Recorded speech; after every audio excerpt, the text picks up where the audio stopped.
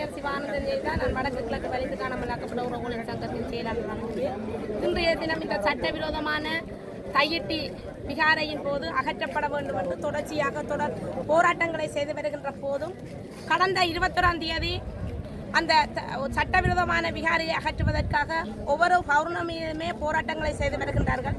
அந்த போராட்டத்தின் போது கடந்த 21ஆம் தேதி மதகுருவோடு சேர்த்து 5 பேர் அடாவடியாக கைது செய்யப்பட்டார்கள்.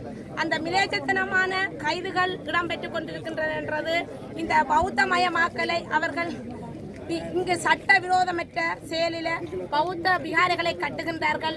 அதே போன்று இங்கு வடக்கு கிழக்கு பகுதிகளிலே இராணுவ மயமாக்கல் தொடர்ச்சியாக இன்று பார்க்கின்ற போது தனியார் நிலங்கள் அபகரிக்கப்பட்டு அந்த இராணுவ மயமாக்கலையும் பௌத்த விகாரைகளையும் கட்டு ஒரு தமிழ் மக்கள் வாழ்வுரிமைகளை பெற்று இந்த நாட்டில் வாழ முடியாத அளவுக்கு இந்த பௌத்த சிங்கள அரசானது செய்து வருகின்றது. எனவே நாம் ஒன்றையொன்று இந்த சர்வதேசத்துக்கு தொடர்ச்சியாக எடுத்துக் கூறுகின்றோம். தமிழ் மக்களாகிய நாம் எமக்கான சுய நிர்ணய உரிமை தேசியம் பொது வாக்கெடுப்பின் மூலமே எமது உரிமைகள் அனைத்தும் வழங்கப்பட வேண்டும். நாங்களும் ஒரு தேசிய இனமாக இந்த நாட்டில் வாழ வேண்டும். எனவே நாம் வடக்கு கிழக்கு தமிழர்களாகிய நாம் வடக்கு கிழக்கு தமிழர் தாயகம் என்று கூறிக்கொண்டிருக்கின்ற போதும் அதை மறுத்து பௌத்த மயமாக்கலாக பௌத்த நாடாக மாற்றுவதற்கு அவர்கள் புத்த விகாரைகளை தொடர்ச்சியாக குருந்தூர் மலை, தையெட்டி, விடுக்குநாரி, திருவோணமலை, இப்போது வவுனியாவில் உள்ள சமணகுளத்திலே கல்லுமலை என்ற இடத்திலுமே புத்த விகாரைகளை ஒரு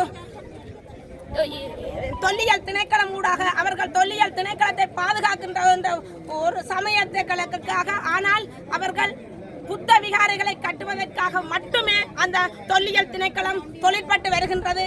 எனவே நாம் இன்று இந்த தையெட்டி விகாரையிலே ஒரு தனியார் காணிகளிலே சட்டவிரோதமாக ஒரு புத்த விகாரை கட்டப்பட்டிருக்கின்றது. இந்த புத்த விகாரை அகற்றப்பட வேண்டும். தமிழ் மக்களாகிய எமது மக்களுடைய காணிகள் விடுவிக்கப்பட வேண்டும். அவர்கள் சொந்த காணிகளில் அவர்கள் அமர்ந்து தமது வாழ்வாதாரத்தை மேம்படுத்த வேண்டும். எனவே இந்த சட்டவிரோதமான விகாரைகளை அகற்றி நாங்கள் வடக்கு கிழக்கில் தமிழர்களாகிய நாம் எமது நிலப்பரப்பிலே நாம் சுதந்திரமாக வாழ வேண்டும். அத்தனை உரிமைகளும் மறுக்கப்படுகின்ற போது நாம் எந்த உரிமைகளுக்காகவும் தொடர்ச்சியாக குரல் கொடுப்போம். எனவே நாம் எமது உயிர் இருக்கும் வரை நாம் உயிருக்கும் அஞ்சாமல் நாம் போராடுவோம் என்பதை நாம் இந்த இடத்தில் கூறிக்கொள்கின்றேன். நன்றி.